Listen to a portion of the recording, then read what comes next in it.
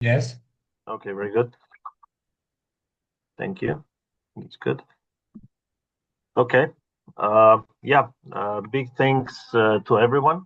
Welcome to the another edition of the EVST GVS Journal Club, where we will discuss two editor choice papers that were published last year. My name is Petar Zlatanovic, and today we'll be having two fantastic papers. First, led by Slobodan Pešić, who is working at the Institute of Cardiovascular Surgery at Dedinje in Belgrade, Serbia, and he will be moderating this paper following with the title "An endovascular approach to abdominal aortic aneurysm rupture is associated with improved outcomes for patients with prior aortic repair." I won't get into the details of this paper since we will have soon the presentation. And the second paper will be run by Jamie Sofali. She's currently became just recently the consultant working at the University Hospital in Brescia. And she will be moderating the following editor choice papers about the outcomes of off-the-shelf outer branch versus inner branch endograft in the treatment of thoracoabdominal aortic aneurysms in the branch inner outer study group. And again, I won't get into these details since we will have also in the second half of this journal club presentation about it. So just a couple of rules for the audience. Please stay muted. If you have any questions or comments in the chat, please put it in questions or comments, put it in a chat, and the moderators, Slobodan and Jamie, will address those. Or if you want to speak, please feel free to raise your hand. The whole entire event is being recorded and will be put on e-library, which is unavailable for the ESVS members, which is the digital platform on the ESVS website. And we will have next month another Journal Club edition on the 19th of November with those two following papers. So please join us for this date at 6 p.m. The entire format will again, this is a short introduction led by me, and then this will be followed by the 10-minute introduction with the goals, materials, methods, results, and limitations, with a hopefully young member who's going to present the entire paper, and this is followed by the discussion by either EVST moderator, invited discussant, or a senior person. And that's it. For the end, just I want to warmly invite you for the next year ESVS annual meeting, which will be held between the 6th and 9th October in Belgrade, Serbia. So I'll stop sharing my presentation. And again, Slobodan, the floor is yours. Okay, thank you. Today we have our paper that was really fantastically done about the comparison of two group of patients who with ruptured AAA. So in patients who were previously treated for AAA and the patients who were not treated and it was compared between the endovascular and the open repair. So Lucas, the floor is yours, and thank you for joining us. And please start your presentation. We will discuss after your presentation about the details. Thank you very much for the introduction. It's a pleasure to be here. It's an honor. Let me just share my screen.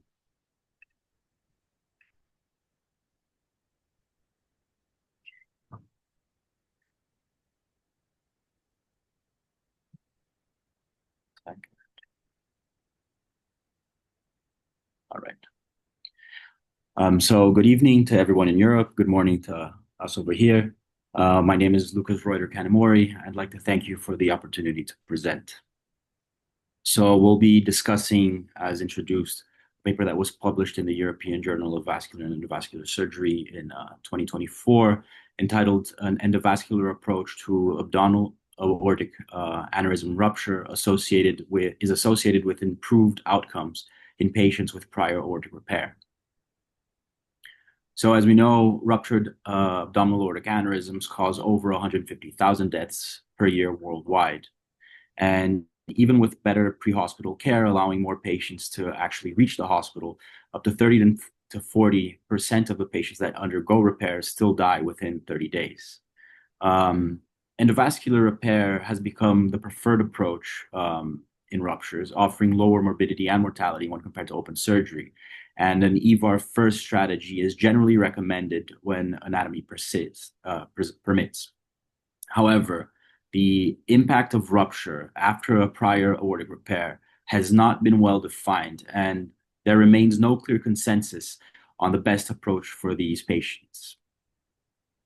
So the objective of our study was to determine whether a history or a type of prior aortic repair independently influences the outcomes of ruptured AAA repairs. And we also aim to assess whether endovascular or open repairs would provide better outcomes for patients with prior aortic repairs. So we analyzed all patients that underwent repair for ruptured AAAs that were in the Vascular Quality Initiative registry from January 2003 to June 2021. Mycotic and infected aneurysms were excluded, and then we compared patients with and without prior infrarenal aortic repairs. Our primary endpoint was 30-day mortality, and secondary endpoints included long-term survival and other post-operative outcomes. We also performed a subgroup analysis to determine the optimal approach, whether open surgical repair or endovascular repair for patients with prior infrarenal repairs. During the study period, 6,197 patients were treated for ruptured AAAs, 60% of which were treated by EVAR and 40% were treated by open surgical repair. It's important to notice that EVAR, there was a clear shift towards EVAR, with its use increasing steadily throughout the study period. And 5.4% of patients, or 337 individuals, had prior infrarenal repairs, 36% of which had prior EVARs, and 64% had prior open repairs. When looking at demographics, we found that patients with prior repairs were older and more often were transferred from outside hospitals. And they had also higher rates of comorbidities like hypertension, elevated creatinine on admission, COPD, coronary artery disease, and heart failure. And as expected, given they had prior surgeries, they were also more likely to be on aspirin, P2Y12 inhibitors, and statins. Now, when looking at operative characteristics, among patients with open repairs, those with prior aortic surgery had longer operative times, larger graft diameters. Usually the anastomoses, especially the distal one, were more complex to the iliacs or the femoral arteries, and they had more frequent retroperitoneal exposures and heparin use. On the other hand, for patients that were treated by EVAR, the only significant difference was a longer operative time in those patients with prior repairs. Post-operatively, however, patients with prior aortic repairs had a higher rate of 30-day mortality, discharge to non-home facilities, acute renal failure, and wound complications. However, after adjustments, including for the type of repair, there were no differences noted, except for prior repairs being protective of bowel ischemia.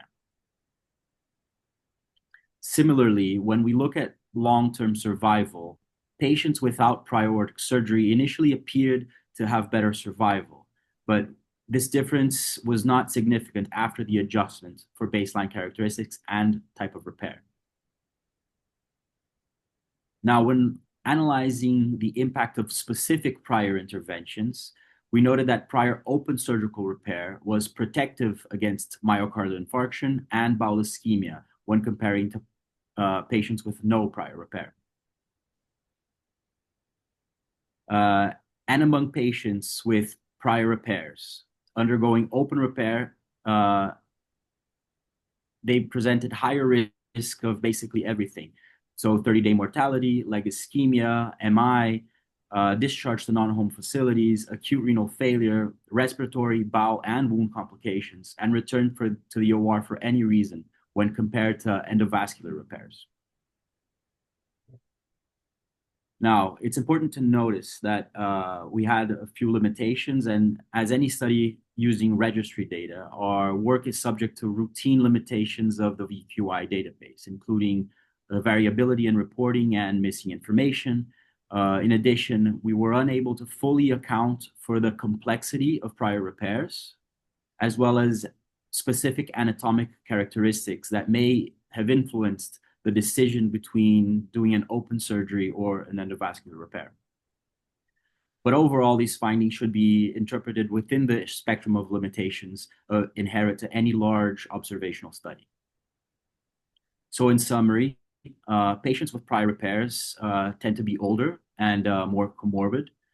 And despite the increased surgical complexity, after adjustment, there were no significant difference in overall mortality and morbidity when comparing to those without prior repairs.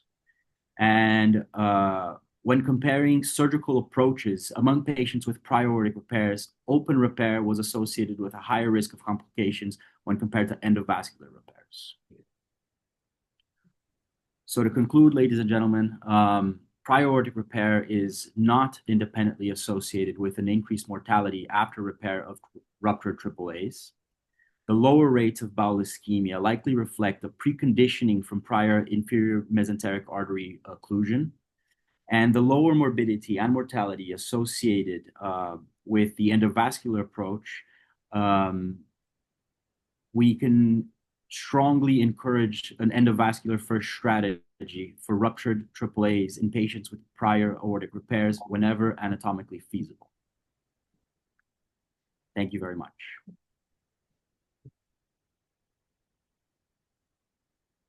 That was great, Lucas. Thank you. So, if anyone wants to join in conversation, in discussion, and want to give a question, just raise a hand, please.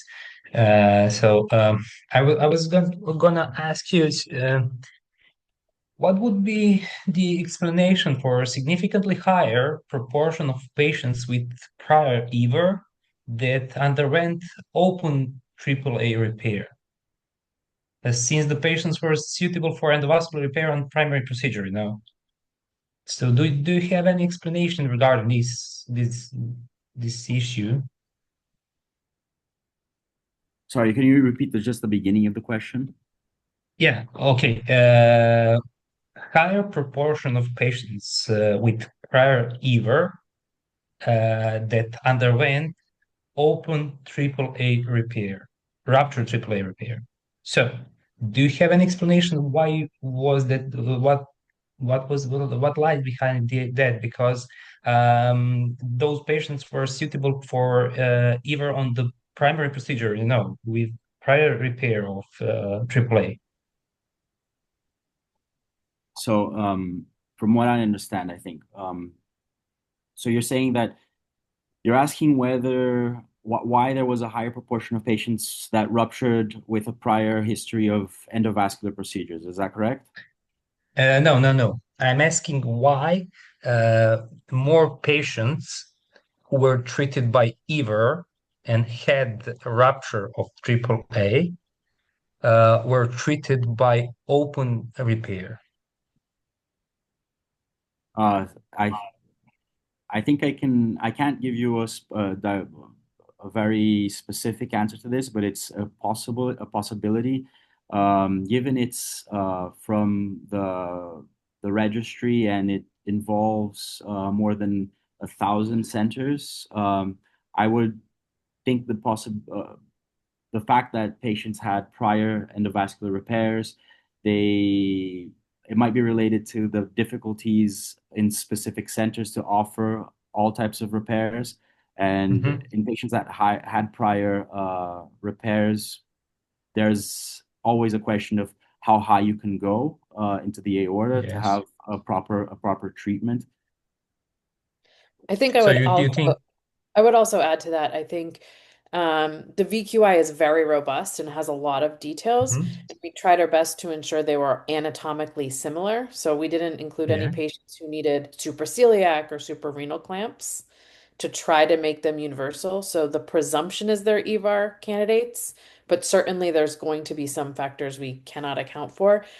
I think probably it reflects, surgeon preference. I think there's a okay. fair number of surgeons who have the opinion that if the EVAR has failed, it should just be converted to open and explanted. Yes. And similarly, it's a long study period. And I think we see the use of EVAR has increased over the study period. So in the beginning, I suspect it was much more patients getting open revisions. And I suspect that if we looked at just the last 5 years, which we didn't in the study, that you would see a transition. So it wouldn't be that the Yeah. prior EVARs were all getting open, but as people have gotten more comfortable with endovascular approaches, that pattern would have shift. That would be my assumption. Again, we Mhm. didn't look at it in the study, but I think that's a likely possibility. Yeah, I totally agree with you. Yes. Okay. Mm. Do we have any questions from the audience? Yes, I have a question. No? Yeah. Go ahead. Yes, please. Yes, a technical question. So you reported that, thank you so much, Lucas, for the great presentation. The retroperitoneal access was the most common with the previous aortic repair, but also the iliac anastomosis were usually more distal. So, in your opinion, what do you think? What's your favorite access, transperitoneal or retroperitoneal, since most of the time for the right iliac, it may be difficult and challenging to achieve the distal portion. I can answer that one for Lucas.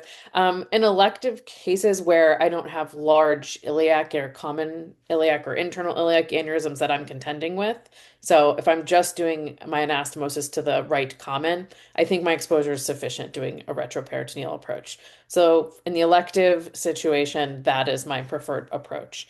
I do electively do transperitoneal if I'm going to have to reimplant a hypogastric on the right or go very, very distal for my anastomoses. And in ruptures, I also tend to go transperitoneal just because I like the ability to really get in there and kind of relieve some of that blood as well. But that's just a personal preference. I know this studies go all directions on that. Yeah. Yes. Peter, do you have any question? You raise hand. Yeah, again, thank you. Very interesting paper. I really enjoyed. Thank you, Lucas and Sarah. I have a question. Maybe I missed this part, but yeah, what was actually the most common cause of rupture in open cases? That I mean, I was just wondering. The cases that was performed. Maybe I don't know if you have this information. The patients that underwent previous open surgery and ruptured again ruptured, and Yeah. again Yes, yes. that underwent EVAR and again ruptured. So what was, let's say, do you have this data? What was the most common cause in these groups of patients? Yeah, that's a great question, and unfortunately, we don't know. So we don't know what type of endoleak presumably caused the ruptures after EVAR. Similarly, we don't know where they ruptured or why they ruptured after open. So that is without question a limitation. Okay. May I ask you a Yes, question? gaming. Yes, first, Professor Bertoglio. Sorry, just for my understanding, one thing when you look on the data on the trial on EVAR in rupture, we pay the endovascular, let's say, advantages with more intervention on the late phase if we go off label. I was wondering if you have looked also on the intervention and if there is a difference between rupture on previous EVAR and rupture on previous open, because usually when you fix endovascular is something that is failing, endovascular is more prone to fail again. And if you fix it endovascular, a previous open repair is more stable because the sort of necks are more stable because it's prosthetic. Is something that you have looked on that? Yeah, no, I think that's a great point. When we did this paper, it was prior to the connection with what's called the Vision database, which links to Medicare, which is essentially the kind of US version of national healthcare for folks over 65. And that is really complete data because it's collected on everyone.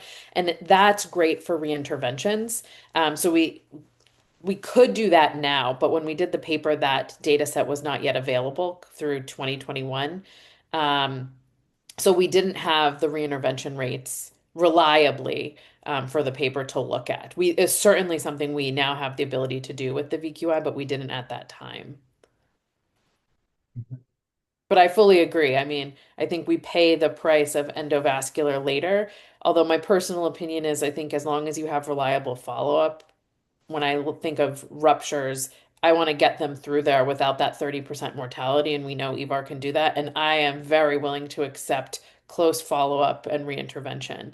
To that kind of vein, my trainees will tell you it's rupture is the only time I'll consider putting an EVAR with the 36 device in, just to kind of get them through it with the understanding that I'm almost certainly going to have to go higher in a short term. But I think the benefit of getting them off the table quickly without general anesthesia outweighs that risk of reintervention. Yes, totally agree. Kemi? Yes, it's like this paper advocates for an endovascular first approach for all the cases. But do you think also in cases where the cause of rupture after a prior repair is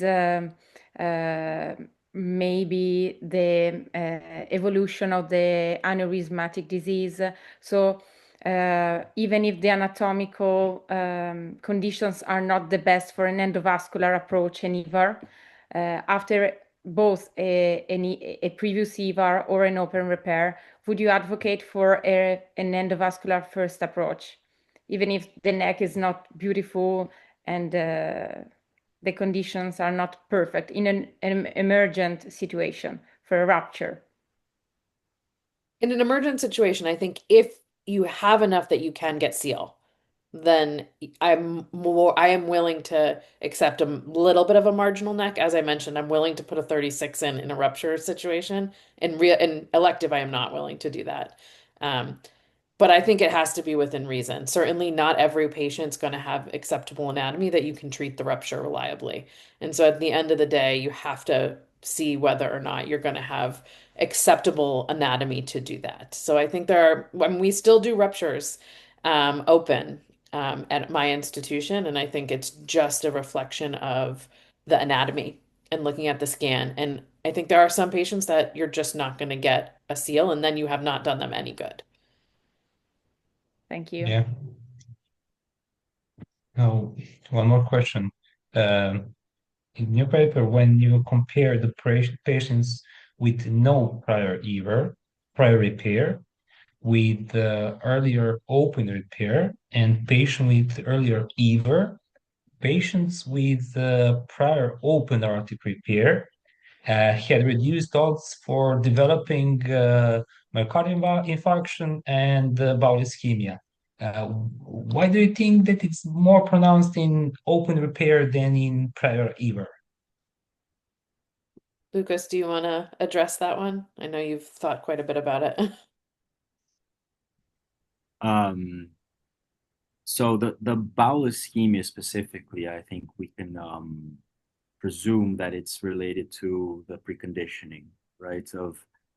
Yeah. Or maybe especially, and this can happen both in the EVAR and in the open repair. But the open repair, you would have an occlusion of the inferior mesenteric artery. Yeah. Now, for the myocardial infarction, I wouldn't be sure why this is specifically happening. Do you have any thoughts, Dr. Zerbo? So I think it reflects two things. I think it reflects one, we see a big difference in medications. So these patients are on aspirin, they're on statin, they're on Plavix more frequently than those without prior repair. But I think they've also already undergone a stress test of sort. If they were, while it may have been years ago, they've already proven they can survive an open repair and make it to the hospital with a rupture. So I think they've already had a bit of their own stress test, which may reflect their kind of underlying disease state. I think that's our best guess, is that combination of factors. Yeah, with prior open repair may be in better condition than patient with liver, right? Yeah. Okay, thank you. Peter, you have question? Yeah, I mean, I'm just going to continue on your question about the bowel ischemia. Maybe again I missed this part, but I was wondering, did you notice any difference in compartment syndrome between those two groups of patients when you compare them? So that is not a variable that's collected. However, we do have return to the operating room in the perioperative period, and there wasn't a difference between the groups. Now, obviously, that's not perfect because that's encompassing a lot of different operations. But presumably, if you had much higher rates of compartment syndrome in the EVAR group, you would see a higher rate of these patients going back to the operating room to release that compartment syndrome, and we did not see that. Okay. I would like to come back to the statins again. So nearly half of patients without prior EVAR, prior repair, so the patients with just ruptured AAA, were not receiving statins preoperatively. So could this be a reflect of gap in secondary prevention or surveillance of aneurysms or something like that? Do you have any thoughts on that? No, I mean, I think you're absolutely right. Clearly, they had an aneurysm. They should have been on statin and aspirin, but less than half of them were. So whether it's that they were not aware of their aneurysm, which unfortunately, for better or for worse, the kind of policy in the US is that women are not recommended for surveillance by the US Preventive Service Task Force, which is what directs all primary care physicians and family practice doctors. So women are not surveilled, people under 65, even men are not surveilled. And so the studies show that the majority of patients who ruptured actually don't even qualify for surveillance. So I suspect there's a very large portion of those patients who just didn't know they had aneurysms and so therefore didn't even have the opportunity to be put on appropriate medications. Certainly some of it's, inadequate treatment by vascular surgeons or whoever is surveilling them to ensure that they are appropriately medically optimized. And we know from other studies that that is also a problem that we have some work to do Yes. on. So I suspect it's a Yes. combination of those two factors. Yeah, thank you. So does anybody have any more questions? No. Peter, can we move in? No, yeah, sure. Again, big thanks to your team, Sarah, and to you, Lucas. I think it was a wonderful presentation, wonderful paper. So, yeah, if you can stay with us, it will be our pleasure. And then, Jamia, you can take over with the second paper. Thank you so much for the invitation to be here. We really appreciate it. Thank you very much. Thank you. So again, good evening. We were waiting for Michele Piazza, but he's in DR. So Francesco Squizzato will join us soon, I suppose in a few minutes. In the meantime, we are going to discuss a paper from the BRIO study group, which compared the outcomes, the early and 1 year outcomes of two available off-the-shelf branch endografts in the treatment of thoracoabdominal aortic aneurysms. So I'm not going to discuss deep in details the results of the study, but these two endografts had demonstrated both really great results, and there are specific characteristics from the inner branched endograft, the E-nside, and the outer branched endograft, which is the T branch. One was introduced in the past. The other one has been produced recently. So the data compared are still, there are not yet a lot of studies in the literature. And I'm happy to have here a lot of authors of the study. So I want to thank Professor Bertoglio, Pratesi, Giudice, and Wassim. Bertoglio from Brescia, Pratesi from Genoa, and Giudice and Wassim from Rome. So I suppose Francesco is gonna join us really soon. Okay, he's texting me. So we are gonna wait for him only 1 or 2 minutes. Yeah. Thank you, Jamie and Peter, for the invitation. It's a really big pleasure for me to be here today with you. Thank you. Thank you, This is Wassim. Wassim Mansour from Rome. Thank you for joining.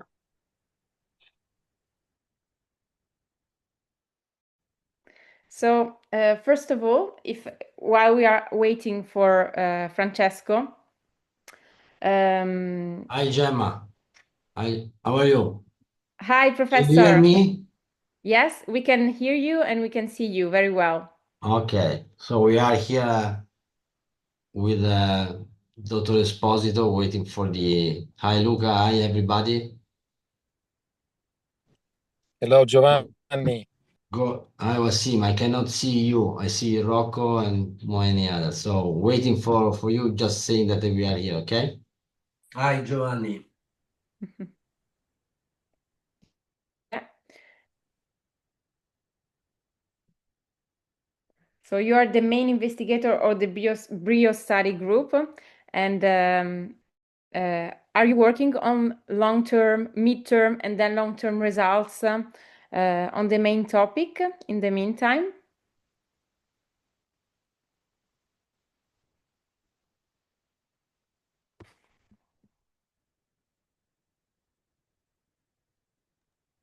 I think that this probably will be the next step, of course. We need more robust data and with a longer follow-up so that I think that data after 1 year are strongly needed. So for sure, this could be something that we have to perform. So far, I can say what we are doing right now is just to collect data and keep on active prospective follow-up for all these kind of patients. And we will see what's going on with the next step by the multidisciplinary team. But I think it's for sure what we need because this early publication is just probably unique in this feature, but still limited by the follow. Yes. Okay. So now we have here Francesco Squizzato and Michele, or only Francesco. Just Welcome. me. Hi to everybody. Sorry for the delay. I was stuck in the operating room. I'm sure you can all understand. Yes, sure. I let you the floor. Okay, thank you very much. Let me share the presentation.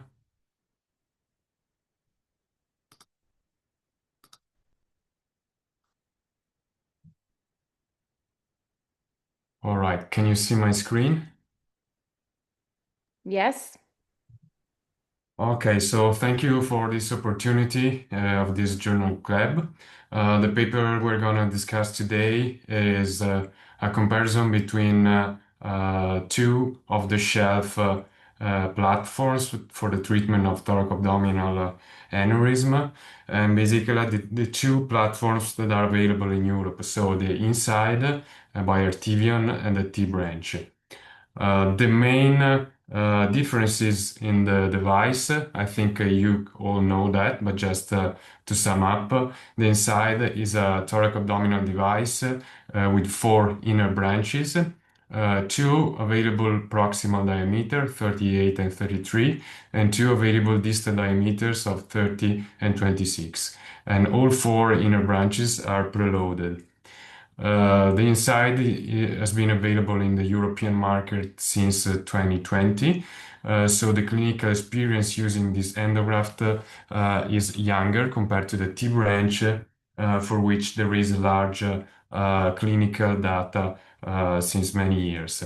The T branch from Cook, in comparison, has just one configuration, which is with 34 millimeters proximal diameter, 18 millimeters distal diameter, and 4 outer inner branches.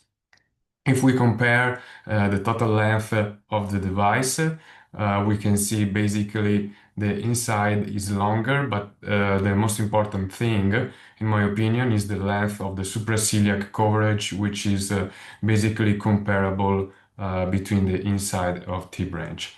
So we conducted a retrospective study, included 11 Italian centers. The important thing is that there were 11 high-volume centers, and the prerequisite for being included in the study was that all these centers were utilizers of both the inside and the T-branch. We collected the patients starting from 2020, and this was because we wanted to exclude patients treated before the availability in the market of the inside. And the final number was 163 patients. All of these patients had thoracoabdominal aneurysm, and we excluded patients with eustarenal or pararenal aneurysm. You can see here the overall characteristics of the cohort, and basically there was a higher percentage of patients with dissection in the E-nside group. No major differences regarding the other treated diseases. Then the other thing in the overall comparison, the extent 4 and 1 to 3 were similar comparing the inside and T branch. Regarding the length of coverage, you can see in the overall cohort there were no major differences comparing the T branch and the inside, although the T branch had a slightly longer supraciliac coverage, which is basically related to the use of adjunctive TIVR in 70% of patients compared to 43% of patients. If we stratify these differences in extent 1 to 3 versus extent 4, we can see that basically these differences between the T branch and the inside are related to extent 4 thoracoabdominal, while of course for extent 1 to 3 there is a whole coverage of the total coverage of the aorta independently from the platform used. Then if we look at the necessity for a concomitant EVAR, also in this case there is a higher usage of a distal EVAR for the T branch compared to the inside, and also in this case similarly to the adjunctive TIVR, this is basically related to the availability of two different distal diameter which are also larger than the T branch, and this difference in the necessity for concomitant TIVR is maintained for both extent 1 to 3 and extent 4 thoracoabdominal aneurysm. Then regarding the length of the bridging stents, you can see here highlighted the length of the renal artery stents, and you can appreciate slightly longer stents for the T branch compared to the inside. Oh, sorry.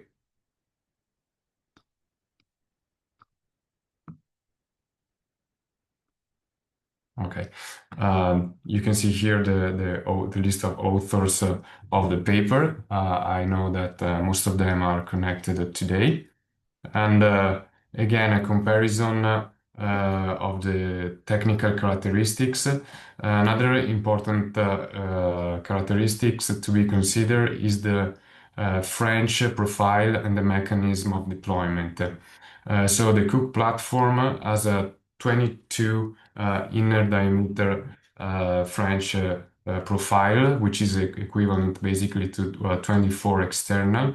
So this is basically similar to the inside. but there is a slightly different mechanism of deployment, which is a simple pullback for the T branch and a squeeze to release mechanism for the inside. And this is important to be considered, especially because one difference that was evident from the study was in the selection of patients regarding the axis with better access at the level of the femoral and iliac axis for the inside compared to the T branch. We already mentioned the characteristics of the branches, which are all outer branches for the T branch and inner branches for the inside.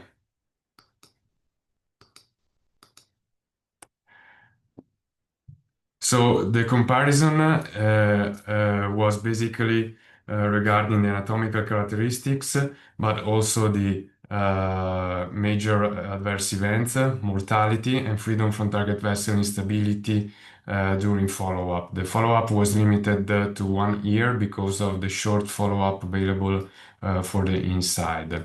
This is the location of the study with the inclusion of 163 patients, 79 inside and 84 at T branch. These are the general characteristics, nothing relevant to say about the clinical characteristics. Then again, regarding the aortic pathology, more represented the acute and chronic dissection in the inside compared with the T branch. And regarding aneurysm extent, higher number of extent 4 with the inside and a higher number of extent 1 to 3 with the T branch. Another clinical difference was in the proportion of patients with aortic rupture. There were urgent cases, of course, in both groups, but contained ruptures were more represented in the T branch, while symptomatic patients with no rupture were more represented in the inside group. So slightly different grade of urgency. We already mentioned the necessity for adjunctive TEVAR. This is basically related to the availability of different proximal graft diameter. And for the adjunctive TEVAR, there is a larger use of TEVAR for the T branch, especially for type 4 thoracoabdominal aneurysm. In both cases, the aortic coverage above the celiac trunk was 170 to 185 millimeters. And then again, we already mentioned the use of distal EVAR in 80% of T branch compared to 50% of inside.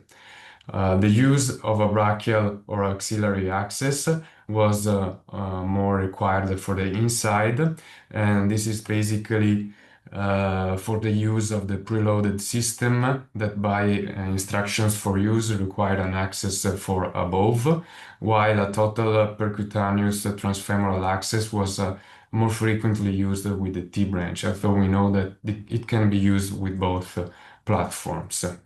And the length of the bridging stance was similar for the SMA and celiac trunk, but there was a longer bridging length for the T branch for the renal arteries compared to the inside.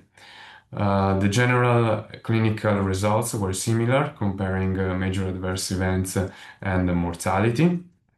If we take a look at major stroke and spinal cord injury, the percentages of adverse events were low.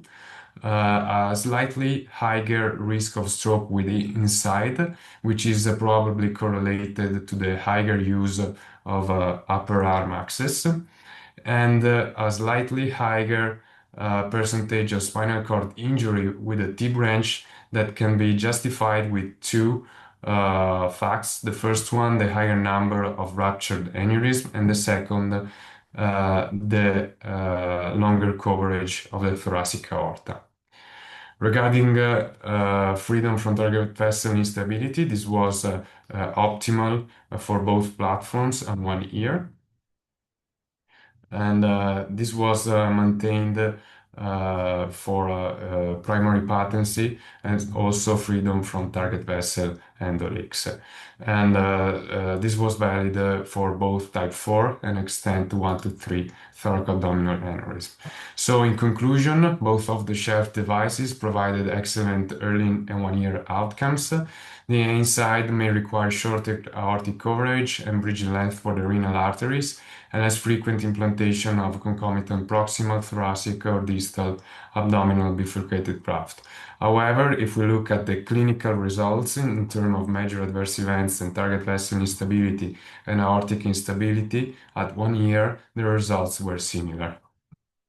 Thank you for this opportunity, and I think we can discuss. Thank you so much, Francesco. It was really clear, and so there are, I think, a lot of things to discuss. I will love to let you to make questions. So please just raise your hands or simply speak in the microphone. And if you have any question, you can start. Otherwise, I will start. I can see any hand. So first of all, the aortic coverage above the celiac trunk was shorter in case of the E-nside use, and it was significantly shorter in the case of type 4 extent of thoracoabdominal aortic aneurysm. However, the spinal cord ischemia rate was not significantly lower in the E-nside group. Do you think this may be due to the relatively small size of the population? And do you think this is the main cause, or the aortic coverage, even if one of the main factor of the spinal cord ischemia is not the only one, and then this can help, but it's not really significant? What do you think? So thank you for making this point. I think there are several reasons that can justify spinal cord ischemia in the clinical setting, and aortic coverage is of course just one of these, but you also have to consider other clinical factors. For example, the perioperative protocol used for the prevention or for the treatment of spinal cord ischemia. Then also the setting of surgery. I already mentioned that there was a higher rate of ruptured aneurysm in the T-branch group compared to the E-nside, while the E-nside had more symptomatic but not ruptured aneurysm. But of course, also the length of coverage may be a factor.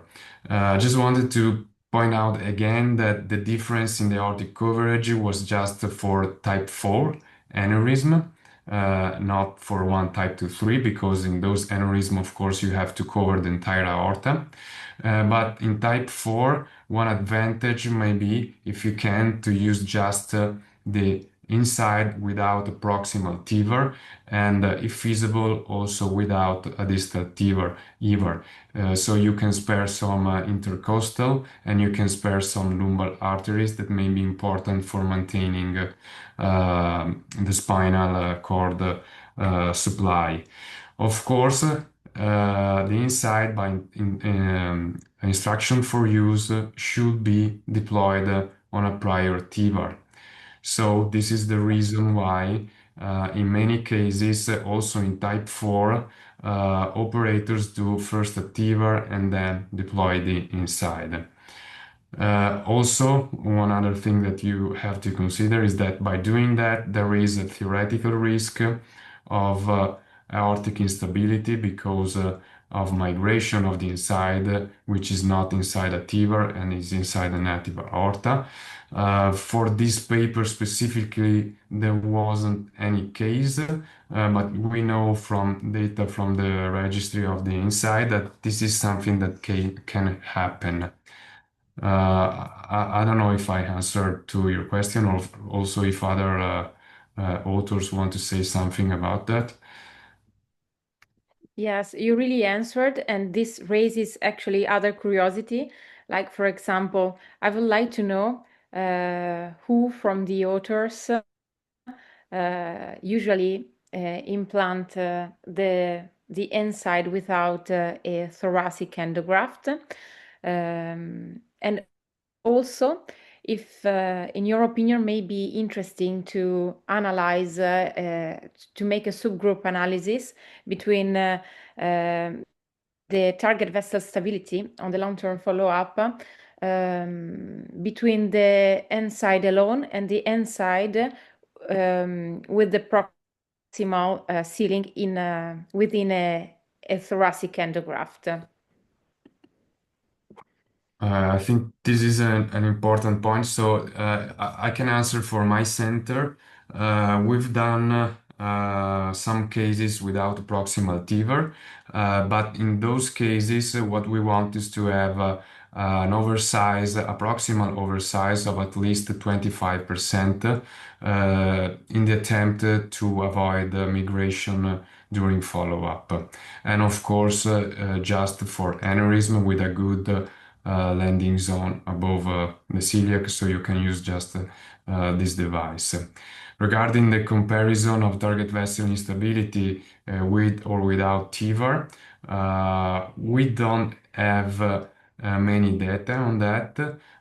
We have data from the E-nside registry showing that there is no statistically significant difference, but there is a trend in a lower rate of stability for target vessel in case of inside without a concomitant TIVR. Thank you. I don't know if anyone from the other authors wants to add something. Yeah, I perfectly agree with Francesco. Also, in my experience, we use the inside with or without proximal thoracic components. We have to consider that this prosthesis doesn't have an active fixation system, so that the risk of distal migration is present. And we could think that deploying the prosthesis inside the proximal thoracic component could improve the resistance to distal migration. Another important point, we have to consider that migration can significantly impact on target vessel instability because we have a distortion of the bridging stent, so that I think we should investigate on this point. Thank you. Any other consideration? And yeah.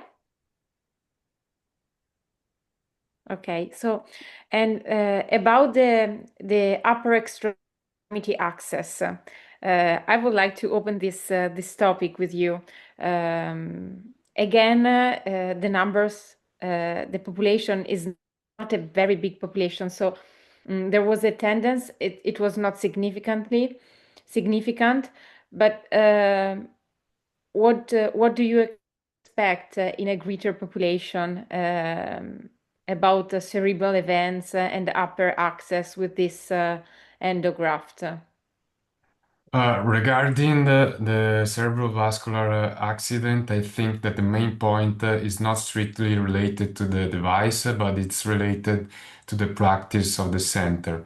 And also, you have to consider that recently, I would say in the last 2 years, there's been a practice shift independently from the device used with a increased use of a transfemoral access.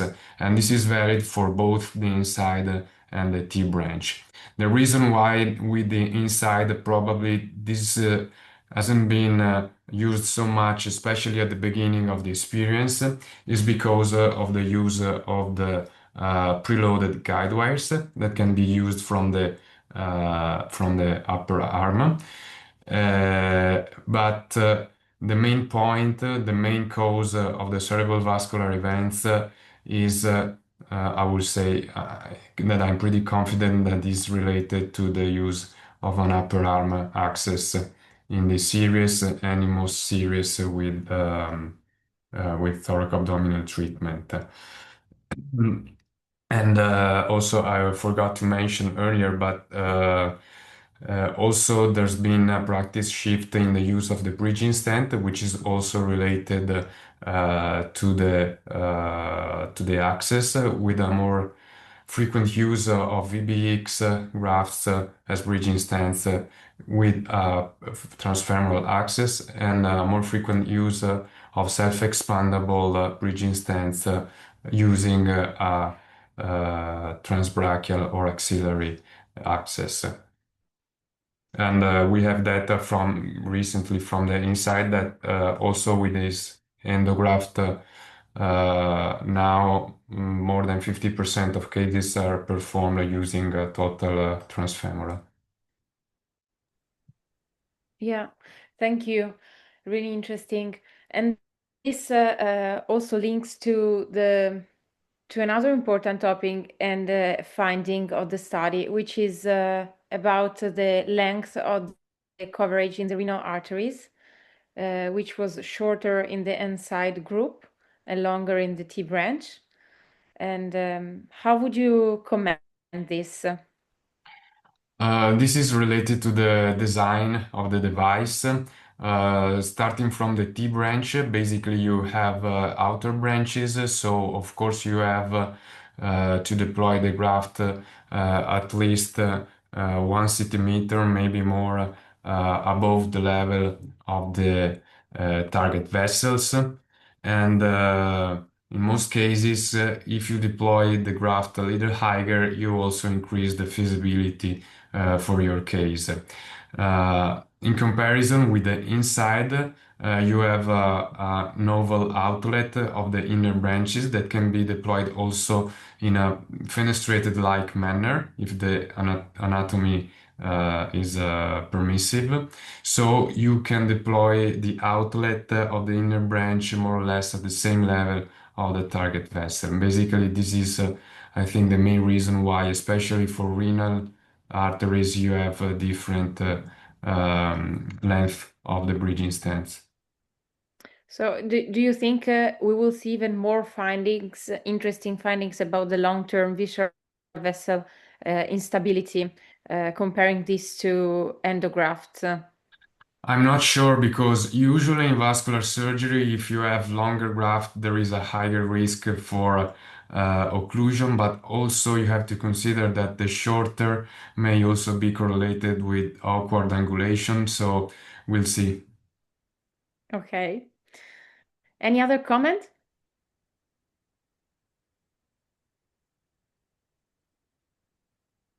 Okay. And another question. For type 4 extent, would, in case of an elective repair or rupture aneurysms, would you prefer the E-nside personally? Depends. I think that the main critical point in comparison between the two platforms is related to the access. If you have good access, you can use both. But if you have small calcified or somewhat challenging access, the T branch performs better because it's easier to advance the device, and most of all, it's easier to deploy the device because in narrow iliacs, the mechanism of deployment of the E-nside can get stuck in the iliac and making the graft to jump above instead of doing the the pullback. So this is the main critical point. Then I know that most centers, one critical point is about the diameter of the aorta at the level of the target vessel. So generally speaking, if we have a larger diameter, the T branch with outer branches may be better because it's easier to get into the target vessel because you are less distant. Otherwise, if you have a narrow paravisceral aorta, the use of inner branches is theoretically better because it can avoid, at least in the first segment of the bridging stent, it can avoid compression at the level of the narrow aorta. So I think these two are the main points to be considered for those centers that have the availability of both grafts. Thank you so much. It's really clear what guides you on the decision. And we have a question from Maria in the chat. She's saying, thanks for the presentation.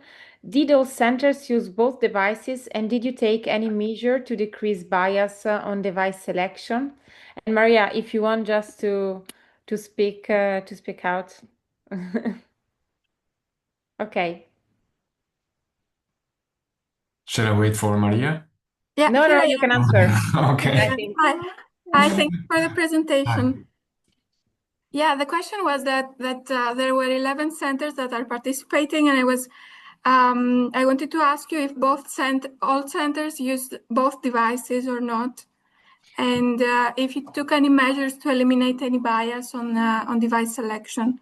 Yes, so this is an important point, and one inclusion criteria for the center for being included in the study was to have experience and clinical use of both devices, because we didn't want to compare different centers, one using only T branch and the other one using only E-nside, because that would be a great bias to resolve.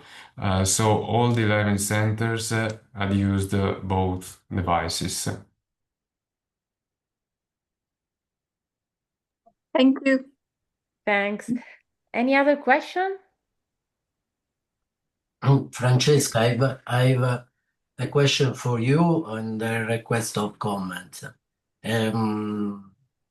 We know that some authors reported worse performance of a bridging stent with inner branches compared to other branches with the Cook platform. But in our study, we didn't notice any difference. You showed us regarding target vessel stability at 1 year between inner and outer branches, between the inside and the branch. Can you comment on this? So this is, of course, one topic of discussion, and I think you referred to the paper by the group of Thilo Kolbe. And in that paper, one justification for having this pretty high rate of instability, I think is related to mainly two reasons. The first one is that the grafts that did worse were the ones where there was some kind of misalignment between the outlet of the inner branch and the target vessel. And the second point is that those were mostly non-patient specific devices. So devices that were available at the moment, but they were not really designed for the patients. And we know that we don't have any Cook inner branch of the shelf device. So I think that shouldn't be considered a general result for all inner branches. The inner branch by Artivion are designed differently. There may be geometrical differences. There may be differences also in the indications because these were all thoracoabdominal. In the paper by with the Cook devices, they were not all thoracoabdominal aneurysm. So this is something we have still to understand more deeply, but I don't think that should be considered as a contraindication for using inner branches. Okay, thank you all. I think we are running out of time, and it was a great discussion. Thank you for participating. We will have the next journal club, I think, in roughly 2 months, and I'll let you know the next date. Have you all a nice evening, and thanks a lot again for participating and for the discussion. Thank you. Bye-bye. Bye. Thank you. Bye. You all.